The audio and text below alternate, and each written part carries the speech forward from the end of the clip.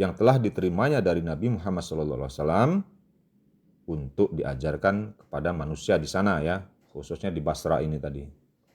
Sampai akhir hayatnya pada sekitar tahun 52 Hijriah atau 672 Masehi,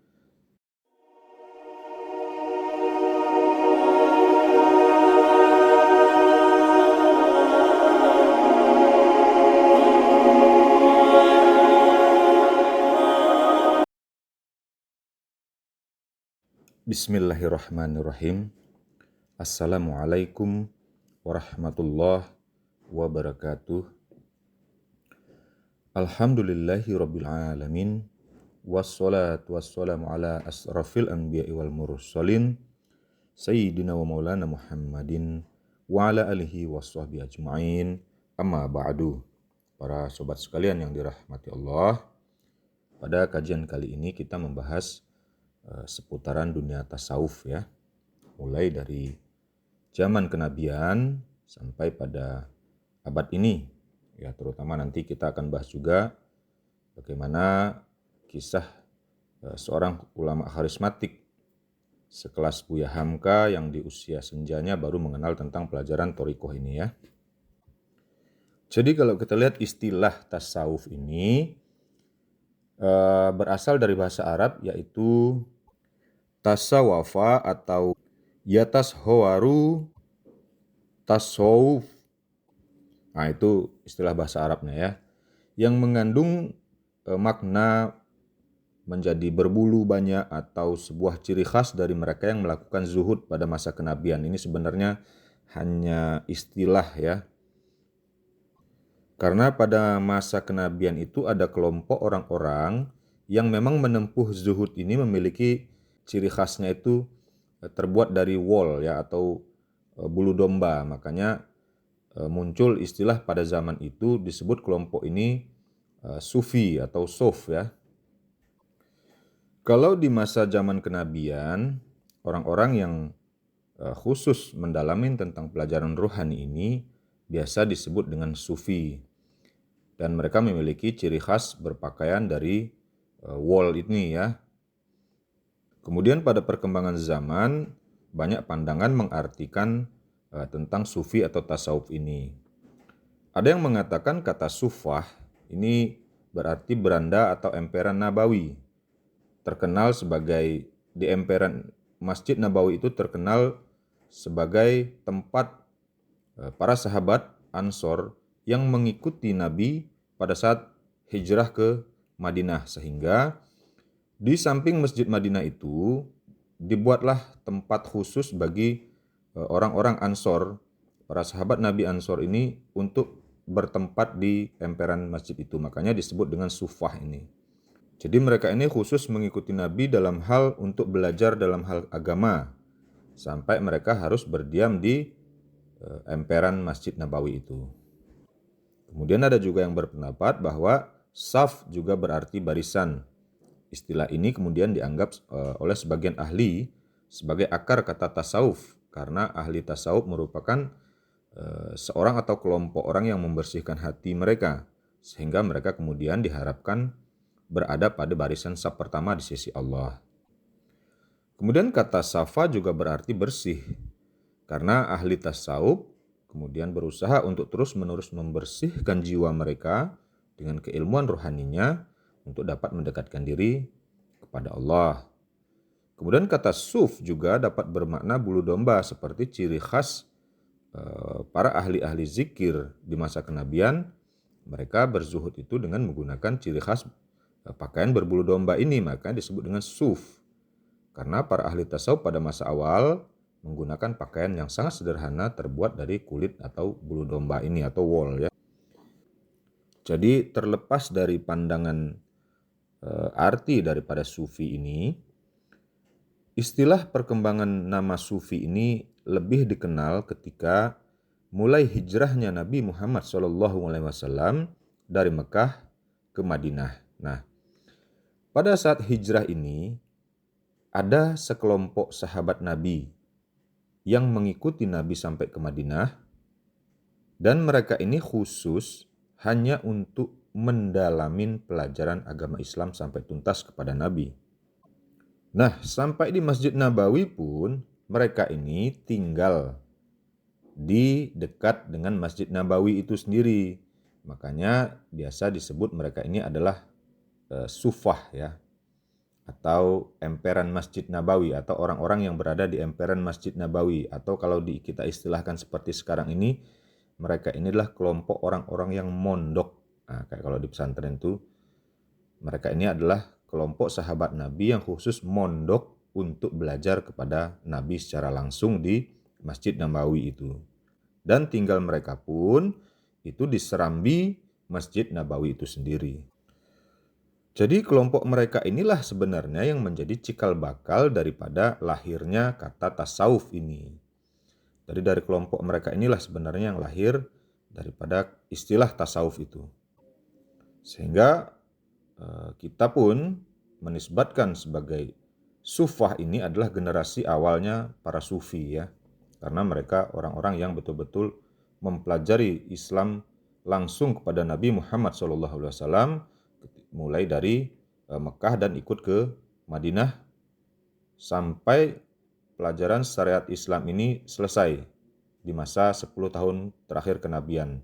Barulah para ahlus sufah ini, mereka-mereka yang tadinya berada di serambi Mekah ini, ketika telah selesai pelajarannya, baru menyebar ke seluruh dunia untuk mengajarkan apa-apa yang telah mereka terima selama mereka mondok di serambi Masjid Nabawi itu bersama Rasulullah. Meskipun penamaan tasawuf ini disandarkan kepada para ahlus sufah itu, namun praktek tasawuf ini sendiri sebenarnya telah dipraktekkan oleh baginda Nabi Muhammad SAW selama Nabi beruzlah atau berkhalwat atau mengheningkan diri untuk mendekatkan diri kepada Allah itu di dalam Gua Hira dengan pakaian yang sederhana ya. Nah, praktek-praktek seperti yang dilakukan Nabi di dalam Gua Hira ini sendiri juga diikuti oleh para penempuh jalan rohani di masa sekarang ini, seperti mereka menjalankan khalwat. Karena ternyata memang harus seperti itu yang dilakukan di dalam kita memperjalankan rohani kita ini untuk menuju kepada Allah Subhanahu wa Ta'ala itu ya.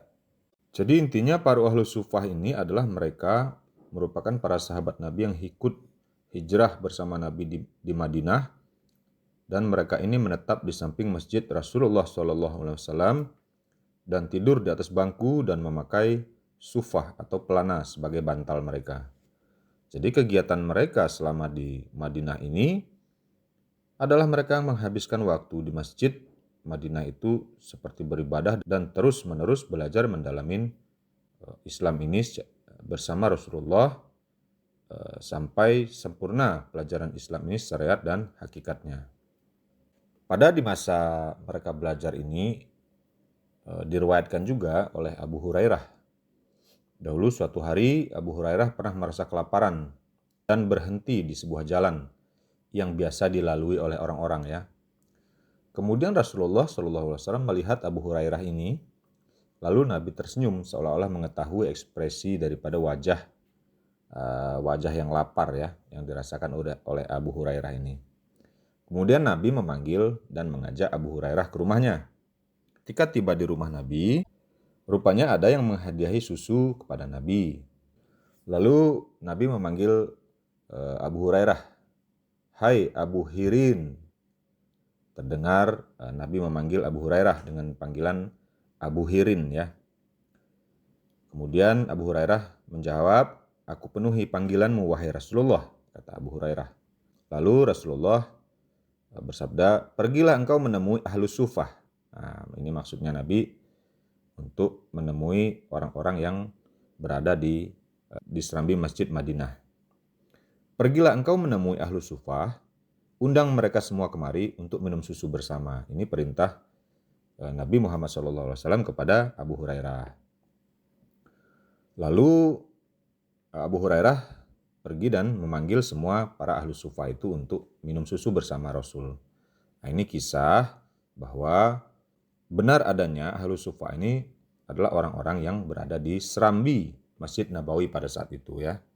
Nah, saat Rasulullah SAW di kota Madinah dan membangun Masjid Nabawi itu, beliau juga turut membangun pemondokan yang disebut dengan sufah, sebuah ruangan bangunan yang digunakan oleh Ahlus Sufah ini untuk menyambung dengan Masjid Nabawi.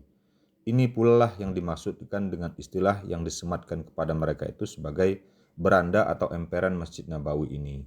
Karena ada ruangan yang tersambung dengan Masjid Nabawi itu. Atau yang biasa disebut dengan pondok lah kalau kita istilah kita sekarang ya. Saat itu, Masjid Nabawi telah dimulai digunakan oleh Rasulullah itu untuk mengajarkan, mendalami kajian tentang agama Islam ini secara kafah. Karena berangsur-angsur pelajaran syariat itu kan sudah mulai turun. Nah, sehingga secara tauhid dan secara syariatnya itu sudah mulai diajarkan oleh Rasulullah kepada khususnya kaum sufah ini. Dan pada saat itu telah banyak yang belajar dan mengikutinya. Sebagian besar dari jamaahnya Rasulullah di Masjid Nabawi itu adalah memang para ahlu sufah ini ya. Dapat dikatakan bahwa para ahlu sufah ini menjadi cikal bakal adanya pemondokan atau asrama bagi penuntut ilmu. Bahkan Ibnu Taimiyah pun mengakui bahwa jumlah para ahlu sufah pada masa itu sekitar 400 orang ya. Namun Ibnu Qatadah berpendapat bahwa jamaah Ahlus Sufah pada masa itu mencapai 900 orang ya. Inilah yang menjadi cikal bakal tentang tasawuf ini.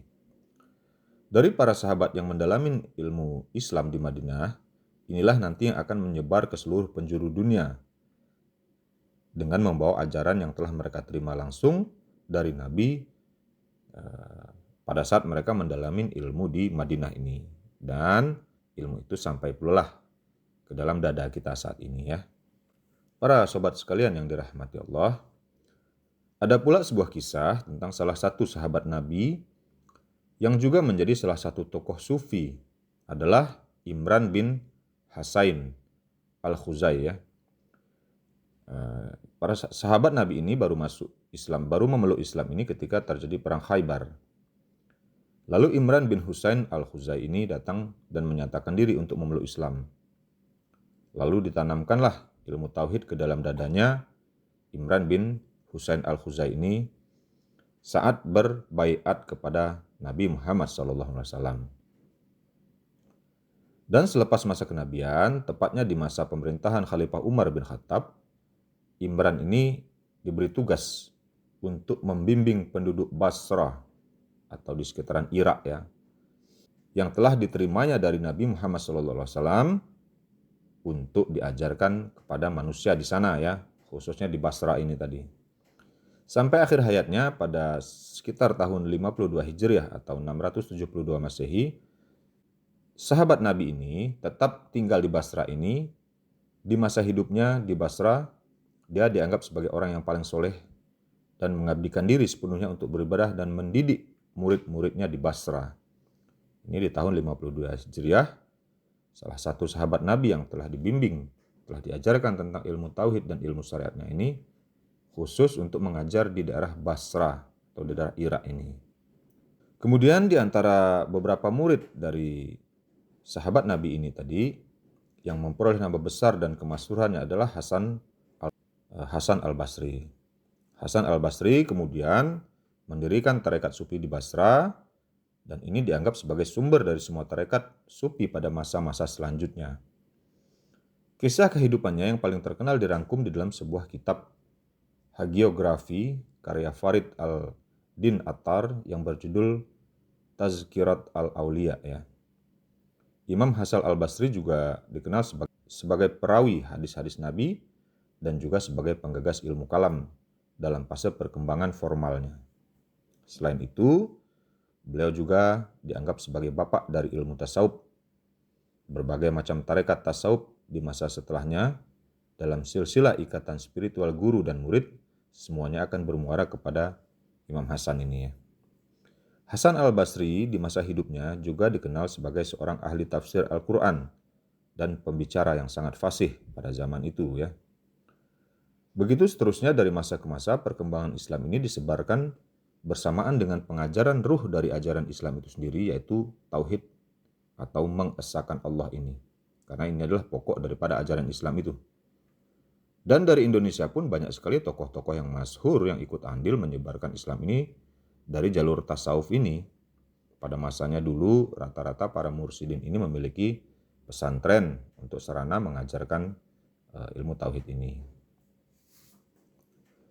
Para sobat sekalian yang dirahmati Allah, di Indonesia ini khususnya agama itu terkadang terlihat terkotak-kotak oleh misalnya organisasi keagamaan ya.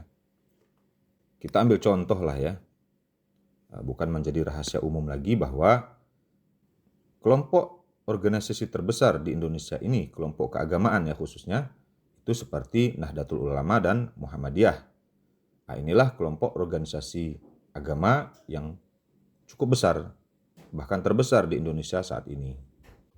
Namun sebenarnya organisasi keagamaan ini bukanlah merupakan sebuah aliran di dalam agama Islam itu.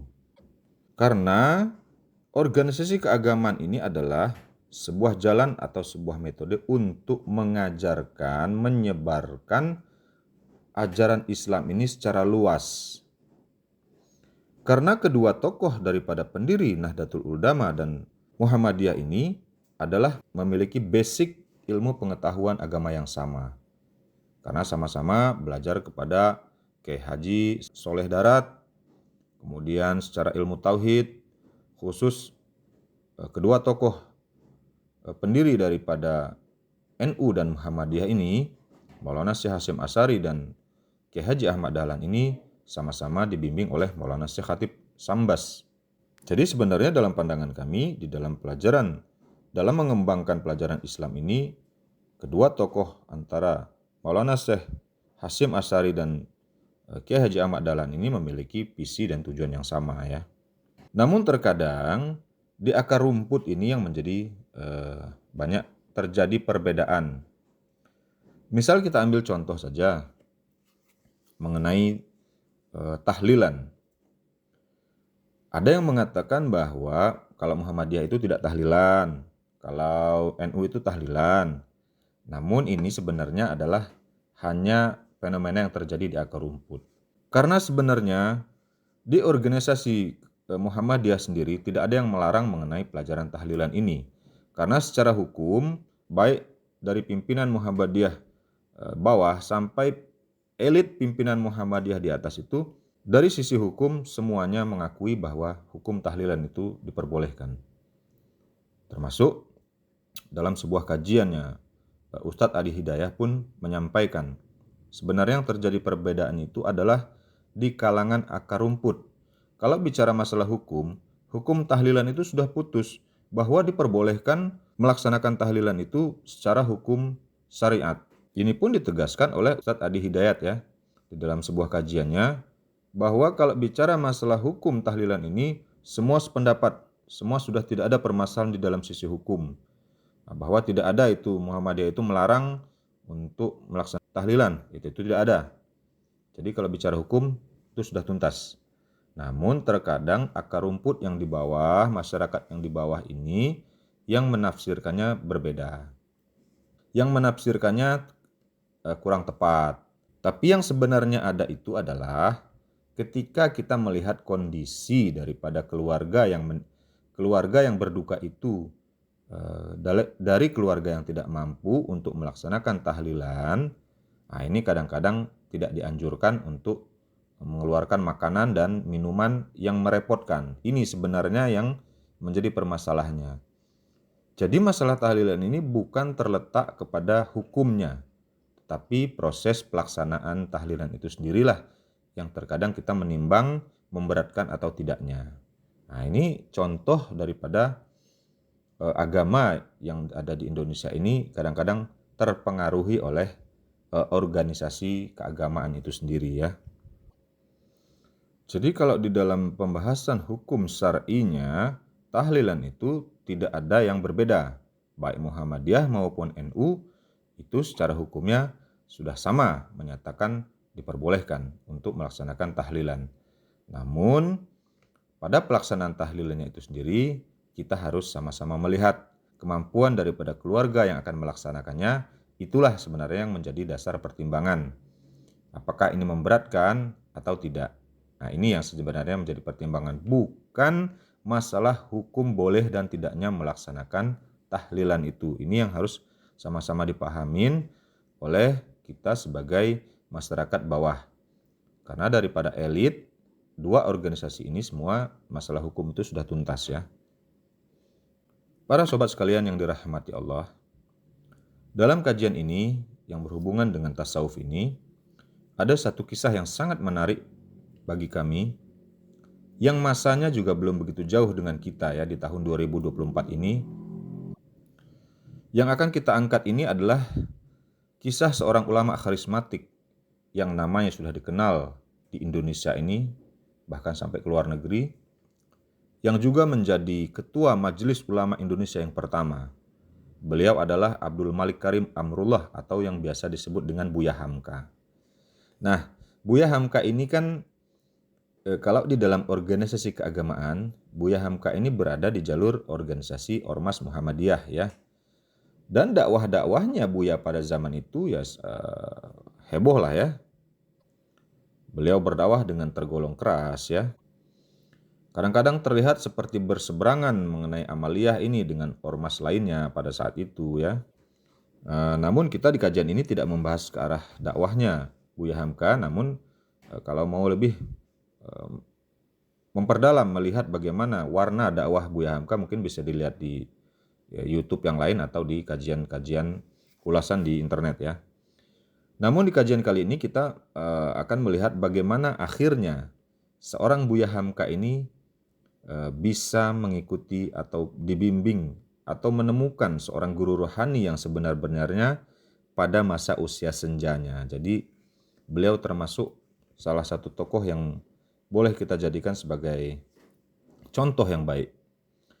Karena hampir di akhir usia senjanya beliau baru belajar mengenai tentang pelajaran tauhid ini secara tuntas ya. Padahal di masa mudanya beliau adalah seorang pendakwah yang ulung ya, macan panggung lah ya. Para sobat sekalian yang dirahmati Allah, dalam kisahnya berawal dari Buya Hamka ini menjalankan ibadah haji di Mekah ya. Dan beliau rupanya mendapat petunjuk pada saat di Mekah itu untuk belajar kepada hamba Allah. Dan sepulang dari sana, ternyata beliau, Buya Hamka ini mendatangin atau sowan ke tempat Maulana Syekh Ahmad Sohibul Wafa Tajul Arifin atau biasa disebut dengan Abah Anom. Beliau pada saat itu adalah seorang mursyidin yang mengasuh pondok pesantren di Suryalaya yang lebih dikenal dengan Abah Anom ya. Nah, pada masa perjumpaan itulah mereka berdialog antara Buya Hamka dan Abah Anom ini, berdialog tentang masalah agama ini. Nah, tentu dalam cerita keagamaan, kiprah daripada Buya Hamka ini sendiri kan sudah tidak diragukan lagi, karena termasuk macan panggung di dalam berdakwah dan pengetahuan agama tentang Islam ini sudah sangat begitu luas ya. Nah, di dalam akhir daripada mau perpisahan antara Buya Hamka dan kemudian Abah Anom memeluk Buya Hamka sambil berkata, "Wahai Buya, sungguh banyak ilmu yang Buya miliki. Tentu saya dan para santri kami sulit untuk mengamalkannya." Ya, ini kata Abah Anom ya. Lalu Abah Anom meneruskan ucapannya, "Buya tolong ajarkan kepada saya dan kepada santri kami bagaimana cara mengamalkan ilmu yang banyak ini Buya." Nah, demikianlah kalimat yang disampaikan oleh Abah Anom. Rupanya kalimat yang disampaikan oleh Abah Anom ini merupakan sebuah kalimat yang menyadarkan tentang Buya Hamka ini bagaimana untuk mengamalkan ilmu yang begitu banyak ini. Ketika Buya Hamka mendengar ucapan Abah Anom, itulah yang membuat Buya Hamka itu tersadar dan menangis serta mencium tangan Abah Anom. Kemudian lalu Buya Hamka meminta agar diajarkan talqin zikir oleh Abah Anom. Dan sejak saat itulah Buya Hamka itu baru mengenal masuk di dalam pelajaran rohani yang pada saat itu Abah Anom ini membimbing sekolah rohani namanya Thariqah Qadiriyah wa Naqsabandiyah. Nah, maka sejak saat itulah Buya Hamka ini sebenarnya baru belajar mengenai pelajaran ruhani ini melalui Abah Anom di Suryalaya itu. Padahal sebagaimana kita ketahui, dakwah tauhid daripada Buya Hamka ini begitu menggelegar di Nusantara kita pada saat itu ya. Dan setelah daripada perjalanan rohani Buya Hamka ini dibimbing oleh Abah Anom, akhirnya Buya Hamka ini kan baru mengenal Islam itu secara kafah. Yang tadinya baru sebatas syariat, begitu dia dibimbing oleh guru rohaninya Abah Anom, inilah yang baru dikatakan seseorang itu baru memeluk agama Islam itu secara zahir dan batinnya ya. Jadi kalau selama ini Buya Hamka ini baru memeluk Islam itu secara zahir atau secara syariatnya, begitu Buya Hamka ini dibimbing tentang talqin zikir oleh Abah Anom, itu langsunglah namanya Buya Hamka ini baru menjadi kategori orang yang belajar syariat dan hakikat itu. Jadi kalau kita lihat perkembangan fenomena seperti saat ini, walaupun awalnya Maulana Syekh Hasyim Asy'ari dan Kiai Haji Ahmad Dahlan itu sama-sama sebagai tokoh yang mengajarkan ilmu syariat dan hakikat, namun pada perkembangannya saat ini memang terlihat kebanyakan daripada orang-orang NU itu memang masih terus menjalankan dan memeluk namanya salah satu thariqah. Lebih banyak orang-orang NU ini masih memeluk dan mendalamin tentang pelajaran thariqahnya ini ketimbang daripada orang-orang yang berada di Ormas Muhammadiyah. Ini sebenarnya yang kadang-kadang menjadi perbedaan mendasar di akar rumput itu sih sebenarnya. Walaupun sebenarnya awalnya kedua tokoh pendirinya itu adalah orang-orang ulama-ulama syariat dan hakikat semua. Namun pada perkembangan zaman ya mungkin itu semakin terkikis. Makanya kalau kita lihat saat ini masih lebih banyak orang-orang yang berada di ormasnya NU ini untuk mendalamin tentang pelajaran thariqahnya ini ketimbang masa yang berada di jalur Ormas Muhammadiyah ini untuk mendalamin tentang pelajaran thariqahnya ini. Ini yang menjadi kadang-kadang menjadi ciri khas daripada ormas saat ini. Baik, para sobat sekalian yang dirahmati Allah. Kembali kita kepada kisah tentang bagaimana seorang Buya Hamka di usia senjanya baru menerima tentang pelajaran thariqah ini ya.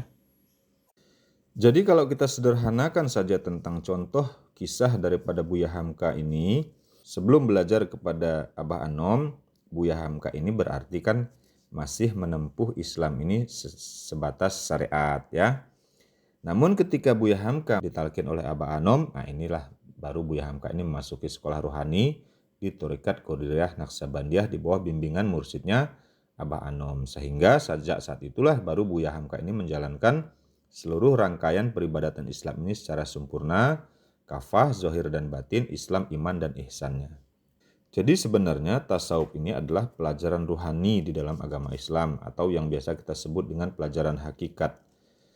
Namun, orang yang belajar tasawuf ini tentu harus memasuki salah satu sekolah rohani atau memasuki salah satu tarekat yang muktabarah. Karena kalau tidak, orang-orang yang belajar tasawuf ini ketika mereka tidak masuk pada pelajaran thariqah atau tarekat, dia nanti jatuhnya belajar kepada filsafat yang hanya sebatas retorika tanpa mendapatkan kenyataan. Berbeda dengan orang yang belajar tauhid ini melalui jalur kemursidan atau belajar di bawah bimbingan langsung oleh guru mursyidnya. Karena pada pelajaran tasawuf ini orang bisa banyak membaca buku ya, membaca kajian, melihat kajian, ini banyak dipelajari tentang materi-materi tasawuf. Tetapi jika pelajaran mereka itu hanya sebatas tasawuf saja, tidak mengikuti salah satu sekolah rohani, nanti jatuhnya kepada pelajaran filsafat ya, yang hanya berretorika di dalam agama. Para sobat sekalian yang dirahmati Allah, semoga kita semua bertambah gairah untuk terus mendalamin agama Islam kita yang agung ini secara kafah, zahir dan batin, syariat dan hakikatnya sebagai kesempurnaan agama Islam itu sendiri. Amin ya Allah, amin ya rabbal alamin. Wabillahi taufiq wal hidayah. Wassalamualaikum warahmatullahi wabarakatuh.